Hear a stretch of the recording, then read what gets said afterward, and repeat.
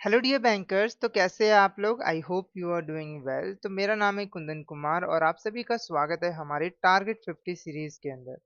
आज है हमारा लेक्चर नंबर 35 और इसके अंदर हम पढ़ने वाले हैं बिल फाइनेंस के बारे में। ये जो हमारी टारगेट 50 सीरीज है इसके अंदर हम पीपीपी के जो मोस्ट इंपॉर्टेंट टॉपिक्स हैं जिसमें से सबसे ज़्यादा क्वेश्चंस पूछे जाते हैं एग्जाम के अंदर को डिस्कस करते हैं। फिर उस टॉपिक से रिलेटेड एमसीक्यूज की प्रैक्टिस करते हैं ताकि पीपीपी के पेपर के अंदर आपके कम से कम 50 मार्क्स आ पाए और आप पीपीपी के पेपर को क्लियर कर पाओ। तो ये सीरीज आपके लिए काफ़ी ज़्यादा बेनिफिशियल रहने वाली है। आज के टॉपिक को स्टार्ट करने से पहले मैं आपको बता दूं, अगर आप जेईई एग्जाम की प्रिपरेशन अच्छे तरीके से करना चाहते हो तो आप हमारे मास्टर कोर्स में एनरोल कर लीजिए। और अगर आप हमारे मास्टर कोर्स का डेमो लेना चाहते हो तो आप हमारे 2 डे डेमो मास्टर कोर्स में एनरोल कर लीजिए। इस कोर्स की हेल्प से आपको हमारे मास्टर कोर्स का 2 दिन का एक्सेस मिल जाता है।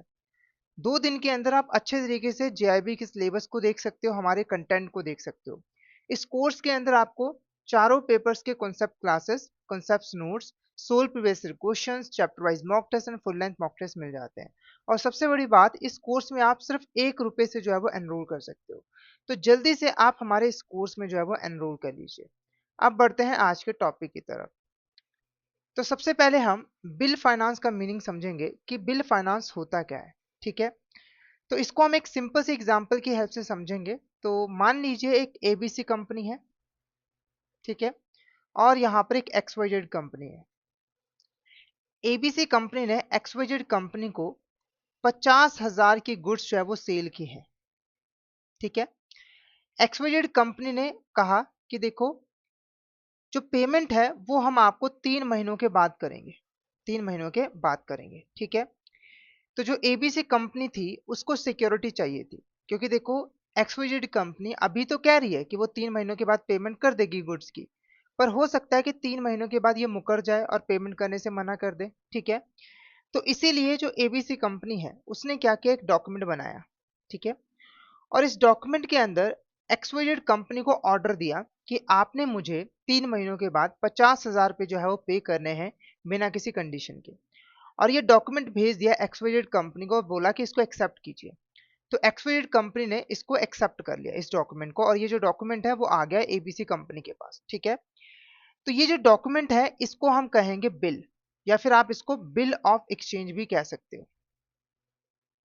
ठीक है, अब बिल फाइनेंस क्या होता है? तो देखो, मान लीजिए कि जो एबीसी कंपनी है उसे अभी पैसों की जरूरत है। ये जो 50,000 रुपए है एबीसी कंपनी को 3 महीनों के बाद मिलने वाले हैं ना। मान लीजिए कि 1 महीने के बाद ही इसको पैसों की जरूरत पड़ गई। ठीक है, तो अब ये क्या करे? तो ये गई अपनी बैंक के पास। मान लीजिए इसके बैंक का जो नाम है वो है एसबीआई। ठीक है, और एबीसी कंपनी ने एसबीआई को ये बिल दिया और बोला कि मुझे फाइनेंस प्रोवाइड कर दीजिए। ठीक है, तो ये जो बिल ऑफ एक्सचेंज है ये टाइम बिल ऑफ एक्सचेंज है, क्योंकि इसकी पेमेंट जो है एक फ्यूचर डेट के ऊपर की जानी है 3 महीने के बाद। ठीक है, तो एसबीआई ने क्या किया, सबसे पहले तो अपने जो चार्जेस थे, है ना, इंटरेस्ट वगैरह, उसको डिडक्ट किया।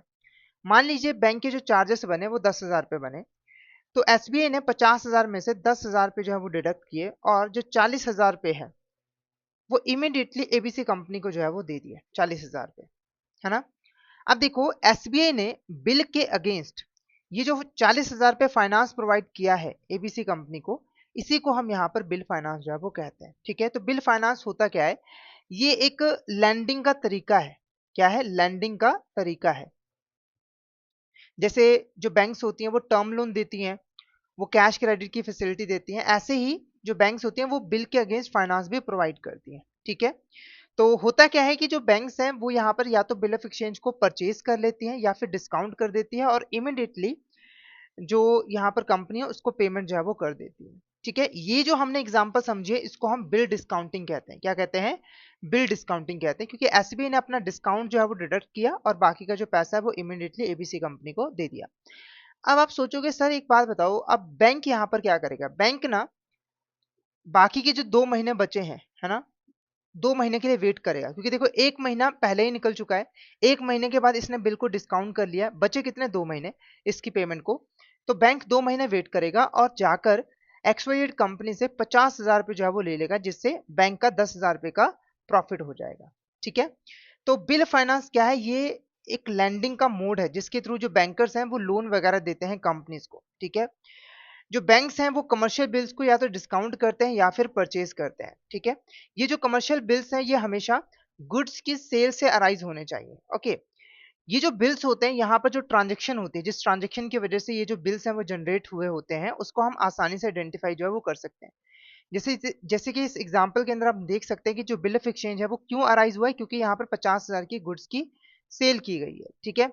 और रीपेमेंट की जो डेट है वो पहले से ही मेंशन होती है। जैसे यहाँ पर देखिए रीपेमेंट की जो डेट है वो 3 महीने के बाद है। जैसे अगर यहाँ पर 1 अप्रैल है, यहाँ पर बिल को ड्रॉ किया गया था, ठीक है, और एक्सेप्ट किया गया था, तो यहाँ से 1 अप्रैल से काउंट कर लीजिए, 1 मई, 1 जून और 1 जुलाई, ये क्या है आपकी रीपेमेंट की डेट है, ठीक है, क्योंकि इस दिन बिल ऑफ एक्सचेंज की पेमेंट की जाएगी। अगर मान लीजिए इंस्ट्रूमेंट के ऊपर कोई भी रेट ऑफ इंटरेस्ट मेंशन नहीं है, तो जो इंटरेस्ट है वो 18% के हिसाब से जो है वो कैलकुलेट किया जाता है, 18% पर एनम। जैसे अगर मान लीजिए पेमेंट में डिले होता है, ठीक है, जैसे मान लीजिए कि इसने जो है 1 महीना पेमेंट में डिले कर दिया, ठीक है, तो 1 महीने का इंटरेस्ट जो चार्ज किया जाएगा ना, तो वो 18% के हिसाब से चार्ज किया जाएगा, ठीक है। और ये इजीली ट्रांसफरेबल एसेट है ना, इसको आप किसी दूसरे पर्सन को ट्रांसफर कर सकते हो। जैसे मान लीजिए एबीसी कंपनी है, वो चाहती तो ये जो बिल ऑफ एक्सचेंज है इसको किसी और कंपनी को ट्रांसफर कर सकती थी, ठीक है। और साथ के साथ जो बैंक्स है ना, वो भी अगर बिल ऑफ एक्सचेंज को डिस्काउंट करते हैं तो वो आगे किसी और बैंक के पास उसको रीडिस्काउंट जो है वो करवा सकते हैं। जैसे मान लीजिए एसबीआई है ना, वो बिल ऑफ एक्सचेंज को अपने पास रखने की बजाय उसने क्या किया, एक और बैंक के पास गई, पीएनबी बैंक के पास गई और इस बिल ऑफ एक्सचेंज को दोबारा से डिस्काउंट करवा लिया, ठीक है। जैसे मान लीजिए इसने 5,000 रुपए अपने चार्जेस डिडक्ट किए और 45,000 रुपए एसबीआई बैंक को इमीडिएटली दे दिए, तो एसबीआई ने इमीडिएटली 5,000 रुपए जो है वो कमा लिए, ठीक है। अब बात करेंगे क्लासिफिकेशन ऑफ बिल्स, है ना। तो पहली जो टाइप है बिल की वो है इनलैंड बिल। देखो अगर बिल ऑफ एक्सचेंज की जो पार्टीज हैं वो सेम कंट्री की हैं तो उसे हम इनलैंड बिल कहेंगे। जैसे मान लीजिए एबीसी कंपनी और एक्सवाईजेड कंपनी दोनों ही इंडिया की है, ठीक है, तो इसने जो बिल ऑफ एक्सचेंज ड्रॉ किया और इसने जो बिल ऑफ एक्सचेंज एक्सेप्ट किया उसे हम इनलैंड बिल कहेंगे। अभी जो इनलैंड बिल है ना, वो फॉरेन कंट्री में भी पेबल हो सकता है। जैसे मान लीजिए कि ड्रॉ तो इंडिया में किया गया पर पेमेंट जो है वो यूएसए में की जाएगी डॉलर्स के अंदर, तो वो भी आपका इनलैंड बिल कहलाएगा। उसके बाद अगर कोई प्रोमिसरी नोट है, बिल ऑफ एक्सचेंज है, कोई चेक है, ठीक है, जो कि इंडिया के अंदर ड्रॉ किया गया है, ठीक है, या फिर इंडिया के अंदर जो है वो पेबल है किसी इंडिया के रेजिडेंट पर्सन को, ठीक है, तो उसे हम ऑटोमेटिकली इनलैंड इंस्ट्रूमेंट जो है वो कहेंगे, ठीक है। तो आपने क्या याद रखना है, अगर इंडिया के अंदर ड्रॉ किया गया है, मेड किया गया है, या फिर इंडिया के अंदर पेबल है इंडिया के रेजिडेंट को, तो वो इनलैंड इंस्ट्रूमेंट ही माना जाता है according to negotiable instrument act. उसके बाद फॉरेन बिल, अगर मान लीजिए कि जो पार्टीज है ना, मान लीजिए कि जो पार्टीज है वो डिफरेंट कंट्री से बिलोंग करती हैं, या फिर अगर कोई ऐसा बिल है जो कि इंडिया से बाहर जो है वो ड्रॉ किया गया है, जैसे कि यूएसए के अंदर कोई बिल ड्रॉ किया गया है, ठीक है, और वो इंडिया के मतलब किसी ऐसे पर्सन को पेबल है जो कि इंडिया का रेजिडेंट नहीं है, तो वो फॉरेन बिल है। तो आपको क्या याद रखना है, अगर इंडिया से बाहर कोई बिल ड्रॉ किया गया है और पेमेंट एक ऐसे पर्सन को की जानी है जो कि इंडिया का रेजिडेंट नहीं है, तो वो फॉरेन बिल माना जाएगा, ठीक है। उसके बाद अगर कोई बिल जो है वो इंडिया से बाहर ड्रॉ किया गया है, जैसे यूएसए में ड्रॉ किया गया है पर पेमेंट जो है वो इंडिया के रेजिडेंट को की जानी है, ठीक है, तो वो भी आपका फॉरेन बिल जो है वो कहलाएगा। यानी कि इंडिया से बाहर अगर कोई बिल ड्रॉ किया जाता है तो वो फॉरेन बिल कहलाएगा, ठीक है।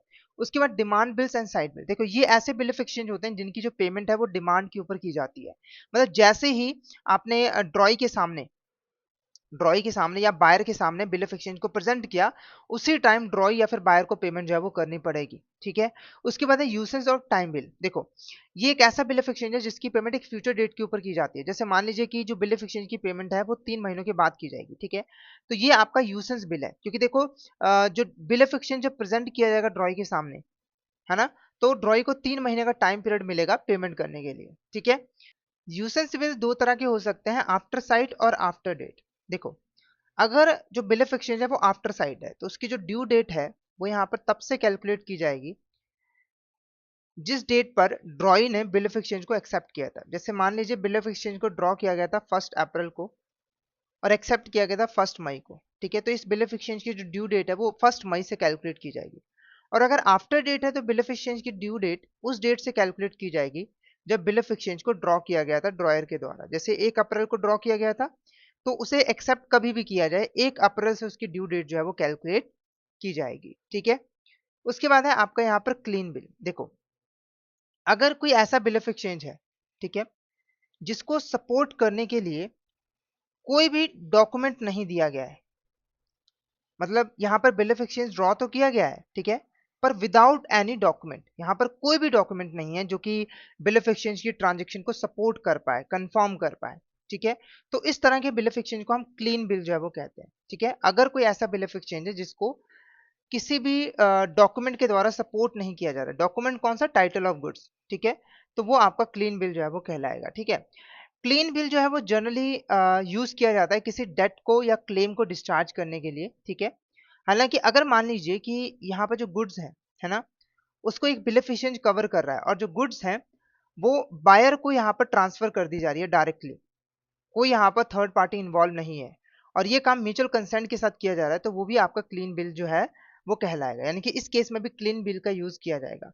उसके बाद है डॉक्यूमेंट्री बिल। देखो, अगर कोई बिल ऑफ एक्सचेंज है ना, और उसके साथ कोई सपोर्टिंग डॉक्यूमेंट अटैच्ड है जो कि यहाँ पर बिल ऑफ एक्सचेंज की ट्रांजेक्शन की ऑथेंटिसिटी को कंफर्म कर रहा है, ठीक है, जो ट्रेड हुआ है बायर और सेलर के बीच में उनको कंफर्म कर रहा है, तो वो आपका डॉक्यूमेंट्री बिल कहलाएगा, ठीक है। ये बिल दो तरह के होते हैं, एक होता है documents against payment, document against acceptance, ठीक है। तो देखो इसमें होता क्या है, अगर हम डॉक्यूमेंट अगेंस्ट पेमेंट की बात करें, तो जो यहाँ पर ड्रॉयर है जिसने बिल ऑफ एक्सचेंज को क्रिएट किया है, ड्रॉ किया है, वो यहाँ पर बिल जो है वो बैंक को दे देता है डिस्काउंट करवाने के बाद, ठीक है, और साथ के साथ डॉक्यूमेंट्स भी दे देता है गुड्स के, और कहता है कि जब यहाँ पर ड्रॉई आपको पेमेंट कर देगा, है ना, बायर पेमेंट कर देगा, तब आप यहाँ पर गुड्स के डॉक्यूमेंट जो है उनको दे देना, ठीक है, उसे हम कहते हैं documents against payment. Document against acceptance में क्या होता है, इसमें क्या होता है कि जो बिल है वो बैंक को दे दिया जाता है ड्रॉयर के द्वारा, और ये इंस्ट्रक्शन दी जाती है कि अगर ड्रॉई बिल ऑफ एक्सचेंज को एक्सेप्ट कर लेता है, सिर्फ पेमेंट नहीं करता है, सिर्फ एक्सेप्ट कर लेता है, तो आप यहाँ पर जो डॉक्यूमेंट्स हैं वो यहाँ पर बायर को दे देना, तो ये होता है डॉक्यूमेंट्स अगेंस्ट एक्सेप्टेंस, ठीक है। उसके बाद है सप्लाई बिल्स। देखो, जब गवर्नमेंट डिपार्टमेंट को गुड सप्लाई की जाती है तो उनके ऊपर जो बिल ड्रॉ किया जाता है उनको हम सप्लाई बिल जो है वो कहते हैं, ठीक है। जैसे अगर मान लीजिए एबीसी गवर्नमेंट डिपार्टमेंट है, इसको एक्सवाइजेड कंपनी ने 10,000 की गुड्स सप्लाई किए, ठीक है, तो इसके ऊपर जो बिल ड्रॉ किया गया है ना, इस कंपनी के द्वारा, उसको हम सप्लाई बिल कहेंगे और ये नेगोशिएबल इंस्ट्रूमेंट एक्ट के अंदर फॉल नहीं करता है, ठीक है। अब बात करेंगे टाइप्स ऑफ बिल फाइनेंस। तो पहले हम बात करेंगे बिल परचेज की, है ना।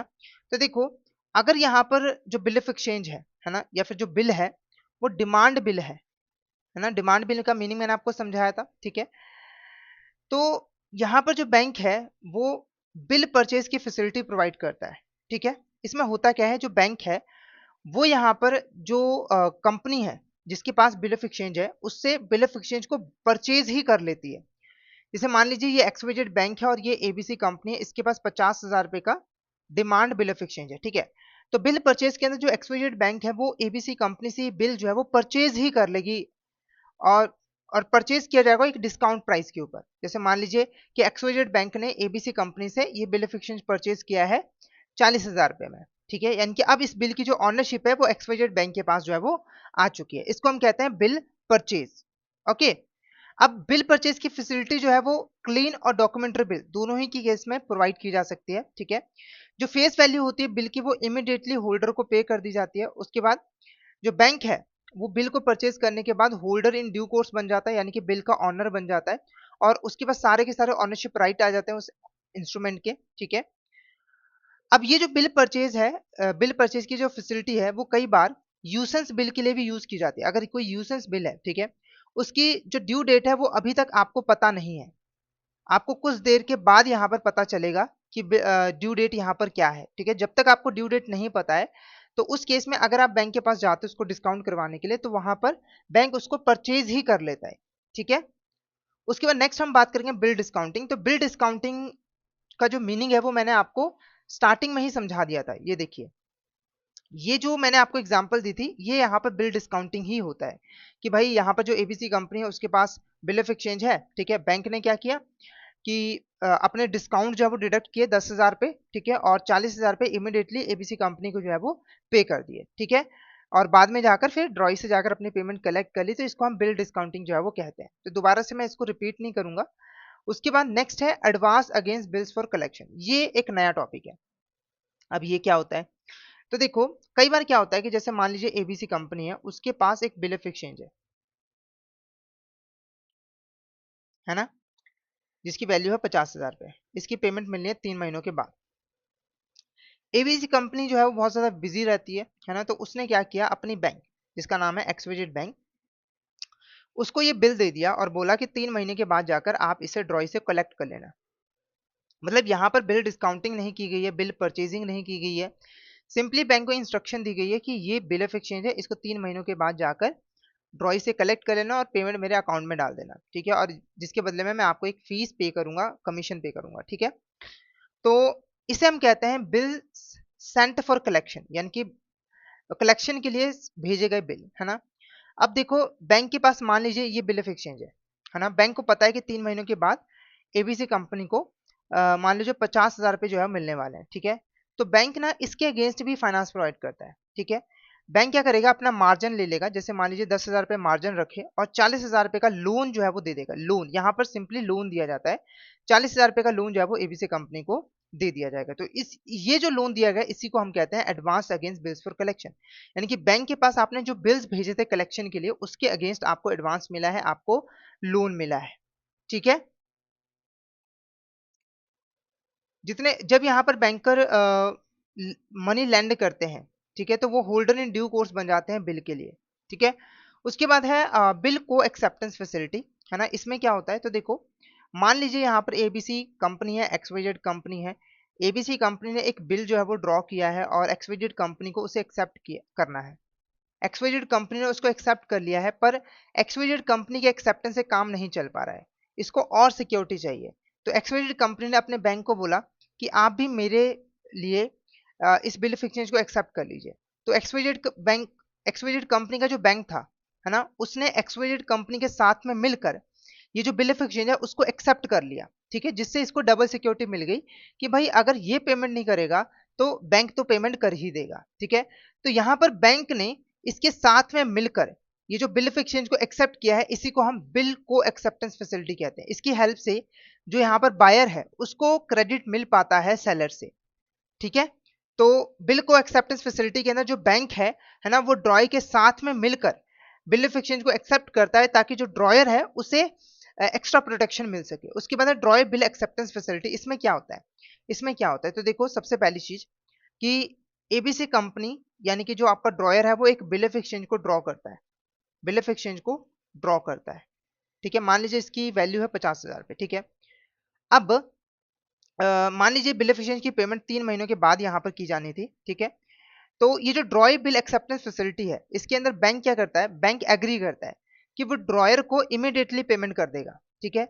बैंक ने यहाँ पर एग्री किया कि वो ये जो बिल ऑफ एक्सचेंज की पेमेंट है 50,000 रुपये वो इमीडिएटली एबीसी कंपनी को पे कर देगा, ठीक है। और बाद में जाकर बैंक जो है एक्सवाईजेड कंपनी से अपना पैसा जो है वो रीएम्बर्स करवा लेगा। तो इसको हम कहते हैं ड्रॉय बिल एक्सेप्टेंस फैसिलिटी, कि जो बैंक है वो बिल ऑफ एक्सचेंज की जो पेमेंट है, अमाउंट है, वो पहले ही ड्रॉयर को पे कर देता है शुरुआत में ही, और बाद में जाकर जो आपका बायर है उससे पैसा जो है वो रीएम्बर्स करवा लेता है, ठीक है। तो ये हमारा आज का टॉपिक था। आई होप आपको ये अच्छे तरीके से क्लियर हो गया होगा, ठीक है। अब ये हम एक मैंने एक समरी जो है वो प्रिपेयर किया है, जो जो टॉपिक हमने डिस्कस किया उसकी एक समरी है। तो सबसे पहले बिल ऑफ फाइनेंस क्या होता है, ये शॉर्ट टर्म फाइनेंस होता है जो कि बैंक के द्वारा प्रोवाइड किया जाता है कंपनीज को वर्किंग कैपिटल नीड्स को फुलफिल करने के लिए against the bill of exchange और प्रॉमिसरी नोट्स, ठीक है। की फीचर्स की बात करें तो ये एक लैंडिंग का मोड है ना। कमर्शियल बिल की डिस्काउंटिंग और परचेजिंग की जाती है, और ट्रांजेक्शन को इजीली आप आइडेंटिफाई कर सकते हो। Definite date of payment repayment होती है, अगर कोई इंटरेस्ट स्पेसिफाइड नहीं है तो 18% का इंटरेस्ट लगता है। इजी ट्रांसफरेबल है और डिस्काउंटेड है। क्लासिफिकेशन ऑफ बिल्स, ठीक है, तो इनलैंड बिल सेम कंट्री की पार्टीज हैं होती हैं, ठीक है, और ये फॉरेन कंट्री में भी पेबल हो सकता है। Drawn in India, made in India, payable in India और drawn upon the resident of India, ये भी इनलैंड बिल है। उसके बाद फॉरेन बिल, इंडिया से बाहर अगर बिल ड्रॉ किया गया है ना, तो वो आपका फॉरेन बिल जो है वो कहलाएगा, ठीक है। उसके बाद demand, usance, clean bill, documentary bill, supply bill, ये सारे ही मैंने आपको यहाँ पर समझा दिए हैं। तो आप इसको एक बार पढ़ लीजिए और इसका यहाँ पर स्क्रीनशॉट जो है वो ले लीजिए, ठीक है, क्योंकि मैंने ऑलरेडी आपको एक्सप्लेन किया है तो दोबारा से इसको डिस्कस करने की जरूरत नहीं है। उसके बाद है टाइप्स ऑफ बिल फाइनेंस, है ना।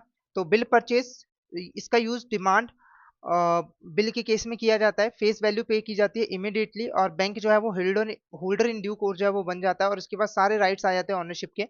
उसके बाद बिल डिस्काउंटिंग का यूज यूसेंस बिल के लिए किया जाता है, ठीक है, और जो फेस वैल्यू है ना, वो पे की जाती है डिस्काउंट को डिडक्ट करने के बाद, और जो बैंक है वो होल्डर इन ड्यू कोर्स बन जाते हैं, इसके पास सारे राइट्स आ जाते हैं। उसके बाद advance against bills for collection, bill को एक्सेप्टेंस फैसिलिटी और ड्रॉय बिल एक्सेप्टेंस फैसिलिटी। ठीक है, अब हम क्वेश्चन यहाँ पर डिस्कस करेंगे। पहला क्वेश्चन देखो, which of the following statement is not correct regarding the classification of bills under the negotiable instrument act and banking practices. ठीक है, तो यहाँ पर क्लासिफिकेशन ऑफ बिल्स के रिगार्डिंग कुछ स्टेटमेंट्स हैं, आपको बताने हैं कौन सी स्टेटमेंट गलत है। An inland bill must be drawn और made in India, payable in India, drawn upon any resident person resident in India. तो ये स्टेटमेंट यहाँ पर बिल्कुल करेक्ट है। जो इनलैंड बिल है वो इंडिया के अंदर ड्रॉ किया जाना चाहिए, मेड किया जाना चाहिए और पेबल होना चाहिए इंडिया के रेजिडेंट को।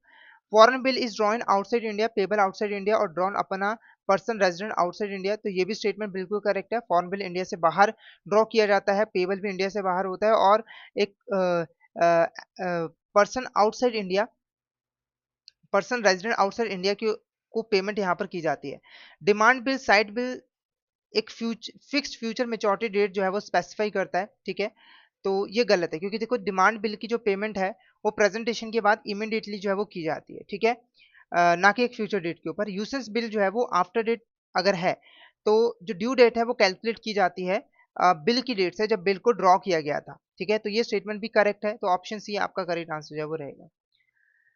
नेक्स्ट क्वेश्चन की बात करते हैं, which type of bill facility is created when bank accept a bill of exchange along with the borrower and enter into agreement with the borrower for reimbursement. ठीक है, तो देखो एक ऐसी बिल फैसिलिटी जहां पर बैंक जो है बोरोवर के साथ में मिलकर, यानी कि अपने कस्टमर के साथ में मिलकर एक बिल ऑफ एक्सचेंज को एक्सेप्ट करता है। ठीक है, एज अ ड्रॉई, और एक एग्रीमेंट करता है बोरोवर के साथ कि अगर बैंक को पेमेंट करनी पड़ी तो बोरोवर जो है बैंक को रियम्बर्स करेगा। ठीक है, तो drawee bill acceptance facility, bill को acceptance facility, clean bill discounting, supply bill advance. जल्दी से इस क्वेश्चन का आंसर बताइए, इस क्वेश्चन का करेक्ट आंसर आपको क्या लग रहा है, क्या होगा इस क्वेश्चन का करेक्ट आंसर? तो इस क्वेश्चन का जो करेक्ट आंसर रहेगा वो रहेगा बिल को acceptance facility is a correct answer. ठीक है, नेक्स्ट यहाँ पर कुछ सिनेरियो जो है वो दिए गए हैं regarding the bill financing and document handling, है ना। तो आपको बताना है किस सिनेरियो के अंदर जो लैंडिंग बैंकर है ना, उसे होल्डर इन ड्यू कोर्स का राइट्स मिलेंगे, होल्डर इन ड्यू कोर्स के राइट्स मिलेंगे।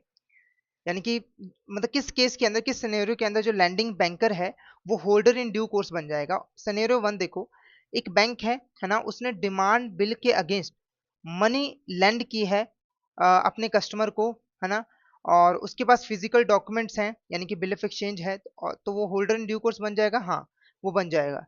उसके बाद बैंक ने फंड्स एडवांस किए हैं against the usance bill with specified due date after deducting the discount charges. तो यहाँ पर बिल डिस्काउंटिंग की गई है, तो यहाँ पर भी bank holder in due course बन जाएगा।